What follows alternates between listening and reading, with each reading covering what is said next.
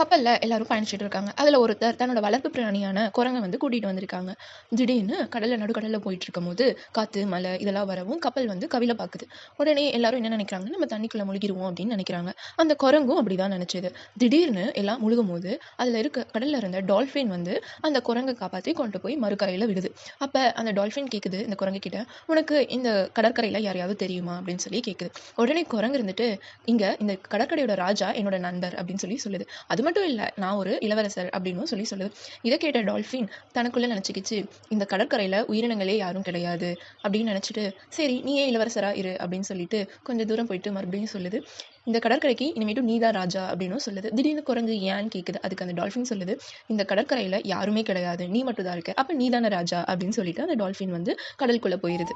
நம்மளை பத்தி பெருமையா சொல்றதுக்காக நிறைய பொய் சொன்னோம்னா கடைசியா அது நம்மளை கொண்டு போய் ஒரு ஆபத்துல விட்டுரும். எந்த இடத்துலயும் நம்மள பெருமையா சொல்றது தப்பு கிடையாது, ஆனா பொய் சொன்னா மாட்டிப்போம்.